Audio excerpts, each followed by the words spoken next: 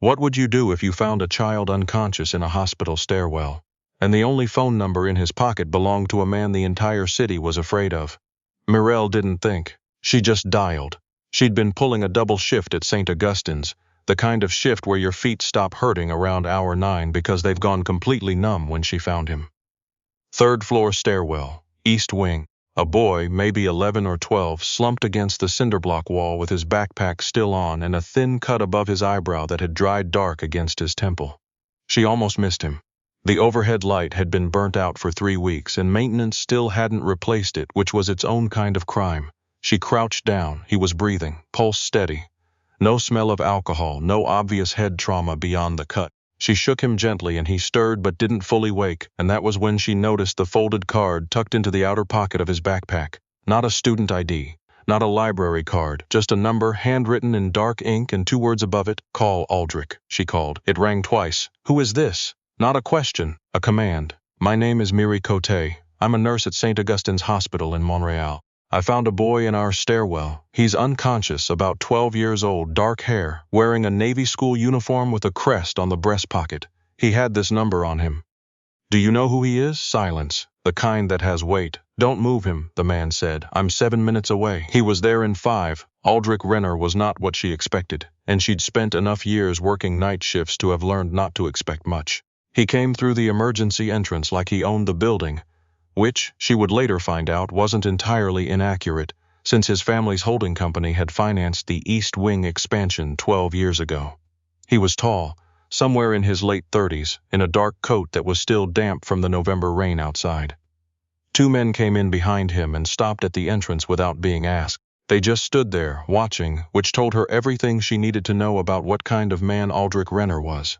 He saw the boy and something happened to his face that he didn't let happen for long. A crack, quickly closed. "Sebastian." He was already kneeling. "Sebastian, it's me." The boy's eyes opened partway. "Papa, I've got you." Mireille stepped back to give them room, and she was already reaching for her radio to call the attending physician when Renner looked up at her. His eyes were gray, the kind of gray that isn't soft. "You called immediately," he said. "You didn't wait." He needed help. "That's what we're here for." He held her gaze for a moment longer than necessary. Then he nodded once and turned back to his son. Sebastian had a mild concussion and 2 bruised ribs. He'd been jumped leaving his after-school program. 3 older boys, apparently, over something that started as an argument about hockey and escalated fast.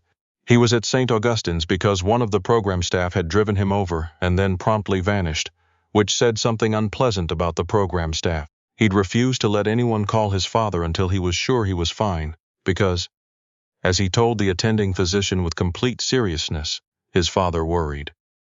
Mireille heard all of this secondhand, through the controlled chaos of a Tuesday night emergency ward. She had 8 other patients. She didn't have time to think about gray eyes or men who arrived in 5 minutes when they'd said 7. She thought about them anyway. She was in the break room at midnight, eating cold rice out of a container she'd packed that morning, when the door opened and Renner walked in, without his coat now. He looked less like a monument and more like a person, which somehow made him harder to deal with. "But the nurse at the desk said you'd be here," he said. "The nurse at the desk isn't supposed to give out that kind of information." "I can be persuasive. I've noticed." She put the lid back on her rice. "How's Sebastian?" "Sleeping. They're keeping him overnight for observation." He looked around the break room, the cracked laminate table, the coffee maker that wheezed when you turned it on, the motivational poster above the sink that someone had partially defaced with a red marker, so it now read, "Teamwork makes the dream possible if management stops canceling shifts," and something passed across his face that wasn't quite amusement. "I wanted to thank you, properly. You don't have to." "I know I don't have to." She looked at him. He was standing with his hands in his trouser pockets, which should have made him look casual but didn't. "You can say thank you and that's fine. You don't need to do anything else. I'd like to." "Mr. Renner, Aldrich, I found a child who needed help and I helped him. That's the job. You don't owe me anything." He was quiet for a moment. The coffee maker wheezed pointlessly in the background. "You're not going to make this easy, are you?" "I'm not trying to make it anything. I'm trying to finish my break before the ward calls me back." He almost smiled. She could see it, the edge of it, before he pulled it back. "All right, can I at least know your last name? You told me on the phone, but I was." He paused. "I wasn't entirely present." "Côté. Mireille Côté. Côté, he repeated like he was filing it somewhere. Thank you, Mireille Côté, for not waiting. He left. She sat there for a moment with her cold rice and the sound of the wheezy coffee maker and told herself firmly that it wasn't that. He came back the next morning with Sebastian, who was being discharged, and the boy made a point of finding her before they left. He had his father's eyes. That same gray, though softer in a 12-year-old's face, and he shook her hand with a formality that was clearly learned. Thank you for calling my dad, he said. I know he seems scary, but he's actually fine. I'll take your word for it, she said. Sebastian glanced at his father, then back at her, and in that glance was the entire calculation of a kid who understood more than adults thought he did. He doesn't say thank you very often, the boy said, so when he does, he means it a lot. Aldrich, standing a few feet away and pretending not to hear this, looked at the ceiling. The envelope arrived at the nursing station 3 days later, her name on the front, nothing else. Inside, a card with a Montréal address and a note in that same dark handwriting from the phone card. Sebastian insisted on this. I agreed it was appropriate. AR. The address was a restaurant, a good one, the kind with cloth napkins and a wine list that came in a leather folder. Inside the envelope, 2 gift cards. She stared at it for a long time. Then she put it in her locker and went back to work. She thought about it for 4 days. She thought about it on the bus home at 7 in the morning after night shifts, thought about it while she sat with her mother at the kitchen table in their apartment in Rosemont, thought about it while her mother slept, and Mireille paid bills on her laptop and tried not to do the math too carefully, because doing the math carefully led to a specific kind of dread she'd been living with for 8 months. Her mother had a heart condition, not the manageable kind, the kind that had a timeline attached to it, a valve that needed replacing, a surgery that the public wait list had put 14 months out. 14 months that the cardiologist had gently, carefully implied they might not have to spare. There was a private surgical option. There was always a private surgical option, which was its own kind of cruelty. Mireille had looked at the number. She'd looked at it the way you look at something you already know you can't afford. Just to confirm it, she confirmed it. She put the envelope back in her locker and tried to think about something else. She ran into him in the hospital parking garage on a Thursday afternoon. She didn't realize it was him. At first, she was coming off a day shift, keys in hand, brain somewhere between awake and not. When she heard someone say her name, she turned. Aldrich Renner was standing beside a dark car that almost certainly cost more than a year of her salary, in another expensive coat, looking at her with an expression she couldn't read. The gift cards, he said. I haven't used them yet. You're not going to. It wasn't a question. She didn't deny it. I appreciate the gesture, but I did my job. You don't need to. You said that already, because it's still true. He studied her for a moment. The parking garage was quiet around them, concrete and fluorescent light and the distant sound of a car on the level above. You're very stubborn, he said. I prefer consistent, I'm sure you do. He was quiet for a second. Sebastian asked about you. She blinked. He did? He wants to know if nurses are allowed to have visitors. Apparently he has a theory that hospitals are lonely places and the staff suffer for it. A pause.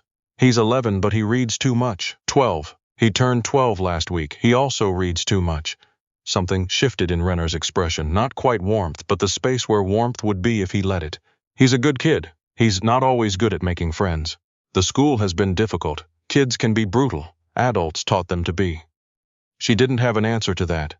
She looked at him, really looked, in the flat parking garage light that was not flattering to anyone, and saw something she hadn't noticed in the emergency room chaos or the break room or the nursing station. He was tired. Not visibly, not in any way he'd probably allow himself to be visibly, but it was there in the line around his mouth, the particular way he was holding his shoulders. Is he all right? She asked. Sebastian, after what happened. Renner's jaw shifted slightly. He doesn't tell me everything. He doesn't want me to. He stopped. Started again. He protects me from things he thinks I'll react badly to. That's a lot of weight for a 12-year-old. Yes, he said it like an admission. It is. She should have left. She had a bus to catch and groceries to get and her mother's afternoon medications to sort before the evening. She stayed another 2 minutes anyway. You can bring him by, she said. Sebastian, if he wants to see the ward. We're quiet on Sunday afternoons usually. I can show him around. Renner looked at her as if she'd said something surprising.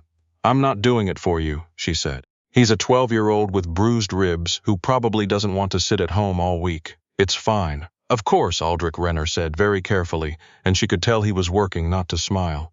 They came Sunday. Sebastian asked approximately 40 questions about the cardiac monitoring equipment, showed an unexpected encyclopedic knowledge of drug interaction side effects. From the reading too much, presumably, and charmed 3 nurses, 2 orderlies, and a radiologist named Gaspard who didn't like anyone. When they were leaving, the boy turned to his father and said, in the frank way of children who haven't yet learned to be tactful, "I like her. She explains things without making you feel stupid." Aldrich looked at Mireille over his son's head. "He means that as the highest possible compliment." "I know," she said. "I'll take it." The Sunday visits became a thing. She didn't plan for them to become a thing. They just did. Sebastian, it turned out, had decided he wanted to be a doctor. A very recent decision, he clarified, made specifically in response to meeting Mireille. Which was the kind of thing that would have made her laugh if it hadn't also made her throat tight. He was earnest and odd and disarmingly kind in the way some kids are when they've spent a lot of time around adults and not enough time around other kids. He asked good questions. He listened to the answers. His father on those Sundays waited in the corridor or the family waiting room, and occasionally he and Mireille would exchange a few words in the neutral territory between the ward and the elevator.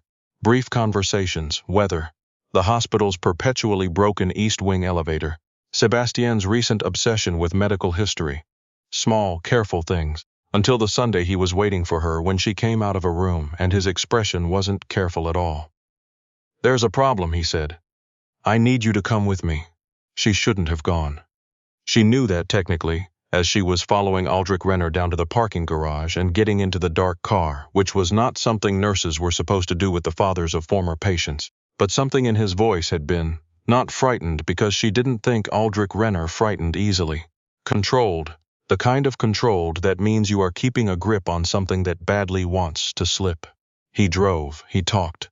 His organization, he didn't use the word organization with any particular emphasis, but she understood what it covered. Had a problem with someone inside it. A man named Corbett, a long-standing associate, who had been rerouting funds and laying groundwork for something that would cause serious harm to a number of people, including, potentially, Sebastian's school, which Corbett's family had invested in specifically to use as leverage. 2 of Aldrich's other associates, Theron and Stroud, had helped cover for Corbett for reasons Aldrich was still untangling. "Why are you telling me this?" Mireille asked. "Because you saw something last Sunday." She had.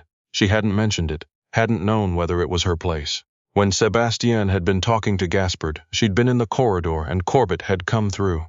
She didn't know him by name, but she'd recognized the type, the entitled ease with which he moved through spaces he expected to have access to. And he had spoken briefly on his phone, very quietly, standing near the water fountain, about a school board meeting and a name she hadn't fully caught, and timing that needed to be moved up. She told Aldrich what she'd heard. He listened without interrupting. When she finished, he was quiet for almost a full minute. "You're certain about the timing," he said. "I remember numbers. You remember the name you half caught?" She repeated it. He nodded slowly, something resolving in his expression. "That's enough," he said. "That fills in the piece I was missing. What are you going to do?" He glanced at her. "Nothing that will be your concern. I handle my own problems."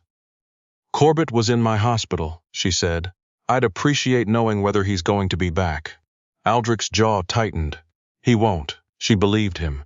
She wasn't sure how she felt about believing him that easily, so she looked out the window for a moment at the November street, the bare trees along the boulevard, the gray afternoon light that Montreal did particularly well. "Your mother," Aldrich said. She turned back. He was watching the road. Sebastian mentioned it. He overheard something, apparently. He's very good at overhearing things. A pause. "The cardiac surgery, the wait list, that's not, I know it's not why you helped him. I know it's not why you've spent your Sundays showing a 12-year-old how a defibrillator works." He kept his eyes on the road. "I'm not suggesting it is. I'm asking whether you'd let me help. Not as payment, not as an exchange. As..." He seemed to search for the word with some difficulty. "As someone who would like to." Mireille looked at him. He had both hands on the wheel. His expression was entirely neutral, which cost him something. She could see that it cost him something. "Why?" she asked. "Because Sebastian doesn't let people in. He hasn't, since his mother left, and he let you in on the first Sunday." He glanced at her briefly. "And because you called me instead of waiting. People wait, you didn't. Aldrich, you can say no, I'll take you back. We don't need to discuss it further." She looked at her hands in her lap. She thought about the number she'd looked at. The cardiologist's careful voice, 14 months. "She's stubborn too," Mireille said finally. She'd hate the idea of someone else paying. Then we don't tell her it's someone else, he said. We tell her it's a fund. A referral program. Hospitals have those. We don't have. You could have one by Thursday. She stared at him. You can't just make a hospital fund appear. He said nothing. Oh, she said. I've been planning to establish one anyway, he said evenly. The East Wing needed something to complement the expansion. This is a logical direction. He said it as if it were purely logistical, as if there were no particular reason it was happening on a Thursday and not 6 months from now. Mireille looked out the window again. Her throat was doing something inconvenient. She's going to ask questions, she said. She sounds like her daughter. That's not a compliment coming from you. It is, he said, entirely. The fund existed by Thursday. The cardiologist called on Friday. Her mother's surgery was scheduled for 5 weeks out. Private facility, top surgical team, wait list circumvented in a way that was technically through the proper referral channels, and also clearly had Aldrich Renner's fingerprints all over it. Her mother, Céline, examined the paperwork with the focused suspicion of a woman who had raised a daughter alone in a 2-bedroom apartment and learned to read the small print. This is a new fund, she said. Brand new. And they just happened to choose me. You fit the criteria. Céline looked at her daughter over the kitchen table and Mireille looked back. And for a moment there was the particular kind of silence that exists between people who know each other too well for comfortable lying. Is he a good man? Her mother asked. Mireille thought about gray eyes in a parking garage and the way Aldrich had said as someone who would like to. She thought about a 12-year-old boy who protected his father from things he thought the man would react badly to. I think he's trying to be, she said. Her mother nodded slowly. That's usually the best you get, she said, and turned back to her paperwork. The surgery went well. Mireille sat in the private facility's waiting room for 6 hours with a cold coffee and a crossword she didn't finish. And when the surgeon came out with good news, she sat very still for a moment and breathed, and then she cried a little, which she'd been holding in for 8 months. Aldrich had known which facility, which waiting room. He showed up an hour after the surgeon with Sébastien, who had apparently insisted. Dad said I didn't have to come, Sébastien informed her. I said that was wrong, she laughed. It came out a little unsteady. It wasn't wrong. It was wrong, the boy said firmly. He held out a paper bag. I brought soup, the good kind from the place on Laurier. She took it. She looked at Aldrich over Sébastien's head the way she'd done in the ward that first Sunday. He was watching her with an expression she recognized now. The one where warmth was there if you knew where to look for it. Thank you, she said. We're even, he said. We're really not. No, he agreed quietly. We're not. Sébastien had already found a chair and was opening the soup containers with the efficient competence of a kid who'd been taking care of people for longer than he should have. The waiting room was warm and fluorescent and not pretty, and Céline would wake up in an hour with her heart repaired and a lot of questions, and Mireille sat down next to Aldrich Renner. Not close, but close enough, and ate soup from Laurier and didn't say anything else that needed saying. Some things don't need to be said. They just settle, quietly like the first snow of November, covering everything that was sharp before.